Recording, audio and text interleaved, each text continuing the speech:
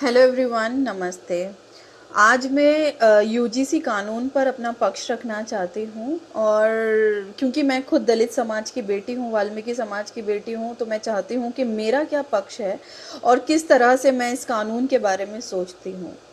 और मेरी इस पूरी वीडियो को सुनिएगा फर्स्ट ऑफ ऑल, और उसके बाद कोई कमेंट कीजिएगा कि मैं अपनी बात को रखना कैसे चाहती हूँ और मैं बोलना क्या चाहती हूँ। देखिए, यूजीसी कानून जो है वो जातिगत भेदभाव को मिटाने के लिए लाया गया था, क्योंकि कहीं ना कहीं रोहित वेमुला और पायल तड़वी वाली घटनाओं ने ये साबित किया कि कहीं ना कहीं यूनिवर्सिटीज़ में जातिगत भेदभाव तो हो रहा है और इस नियम की ज़रूरत भी है। तो ये नियम का जो इस एक्ट का जो पर्पस था वो तो ठीक था कि हाँ, जातिगत भेदभाव मिटाना है और किसी भी तरह का किसी भी स्टूडेंट के साथ जातिगत भेदभाव ना हो। लेकिन एक तरफ के स्टूडेंट्स को आप प्रोटेक्ट करके दूसरी तरफ के स्टूडेंट्स को इनसिक्योर कर दोगे कि उन्हें ये डर पैदा हो जाए कि हम कॉलेजेस में जाएंगे, हम वहाँ पर पढ़ने जाएंगे, अगर किसी भी प्रकार कहीं पर भी कोई किसी तरह की कोई झगड़ा होता है या कोई भी हमारे लड़ाई झगड़ा या कोई घटना होती है, तो इस यूजीसी कानून का गलत फायदा उठाया जाएगा। और यही डिमांड अभी जनरल कैटेगरी के स्टूडेंट्स कर भी रहे हैं लगातार। वो ये बोल रहे हैं कि इस कानून में अगर किसी भी तरह की कोई गलत झूठी शिकायतें होती है तो उसके ऊपर एक्शन लिया जाना चाहिए। दूसरी डिमांड इन लोगों की ये है जिसको लेकर ये लगातार प्रोटेस्ट कर रहे हैं कि इस जो कमेटी बनाई है जिसमें एससी, एसटी, ओबीसी, दिव्यांग और सभी को इस कमेटी में लिया गया है, तो जनरल कैटेगरी के किसी व्यक्ति को क्यों नहीं लिया गया? क्योंकि अगर आप निष्पक्ष तरीके से इस कानून का फायदा दिलवाना चाहते हो लोगों को या जातिगत भेदभाव से, तो ऑफ कोर्स ये इस चीज के लिए तो मैं भी बोलती हूँ कि ठीक है, उन लोगों को भी इस कमेटी में रखा जाए जिससे ये पता चले कि किसी भी प्रकार की कोई झूठी शिकायतों के ऊपर कार्रवाई नहीं हो रही।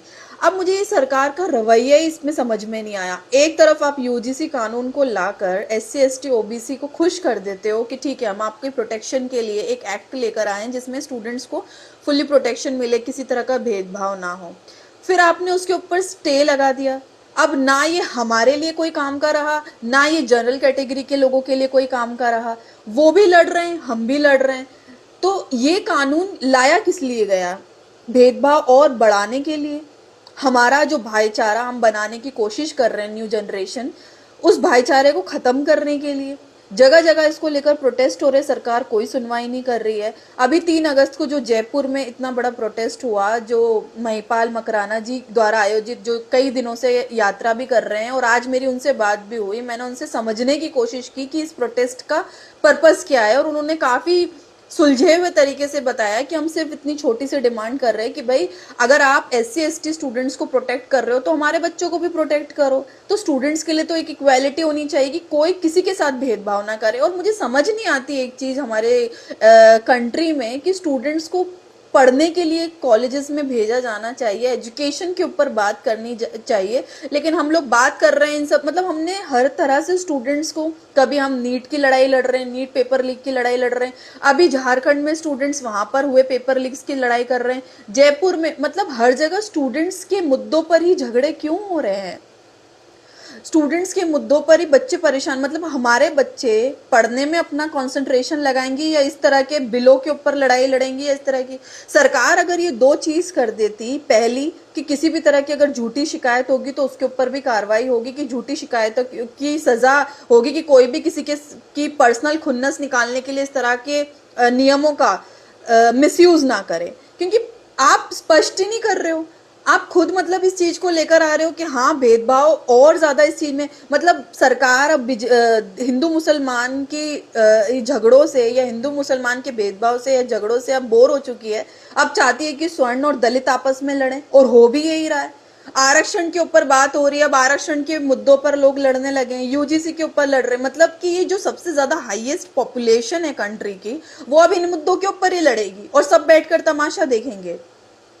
तो मैं तो सरकार से डिमांड करती हूँ और इस चीज के लिए बोलती हूँ कि अगर आप सीरियसली कुछ करना चाहते हो स्टूडेंट्स के लिए, फिर वो एससी, एसटी, ओबीसी स्टूडेंट्स हो या जनरल कैटेगरी के स्टूडेंट हो, आप प्लीज क्लियर कीजिए कि आप किसको प्रोटेक्ट कर रहे हैं और किस तरीके। इस कानून का एक स्पष्ट कानून ही नहीं है, और अगर स्पष्ट कानून नहीं है तो तो ये कैसे सुरक्षा हमारी करेगा? ना तो ये SC ST स्टूडेंट्स को किसी भी तरह का प्रोटेक्शन देगा, ना ये और इवन ये जनरल कैटेगरी के स्टूडेंट्स को। ये मजबूत और स्पष्ट कानून नहीं है, जिसकी वजह से आज सबसे ज्यादा झगड़े हो रहे हैं।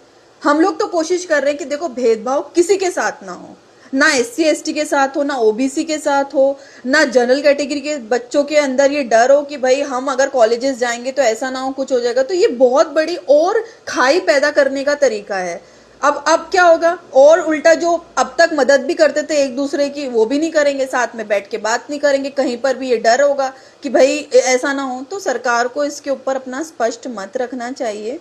हम लोग लड़ना नहीं चाहते हैं, हम ना जनरल कैटेगरी के स्टूडेंट से लड़ना चाहते हैं, ना SC ST students general category से लड़ना चाहता है, ना जनरल SC ST से लड़ना चाहता है।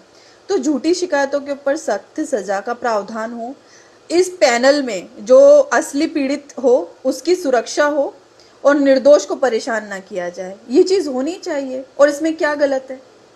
यही तो ह्यूमैनिटी और मानवतावादी सोच कहती है कि आप दोनों तरफ की बात करो। ऐसा ना हो कि आप एक तरफ प्रोटेक्शन, अरे हमने तो झेला है बहुत सालों से शोषण, और ये तो हम तो चाहते भी नहीं किसी और के साथ शोषण हो।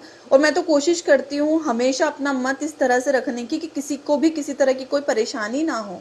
और क्या गलत है इसमें? और ये UGC कानून अभी तो ना हमको फायदा दे रहा है, ना SC ST को फायदा दे रहा है, ना जनरल को फायदा दे रहा है। तो ऐसे कानून का क्या फायदा? स्पष्ट किया जाए इस कानून को, और कोशिश की जाए कि इसमें जो 2 डिमांड्स UGC को लेकर जनरल कैटेगरी के लोग कर रहे हैं, इसको क्लियर किया जाए, और उसके बाद इस कानून को इम्प्लीमेंट किया जाए और लोगों के बीच में लेकर आया जाए। ये मेरा मत है।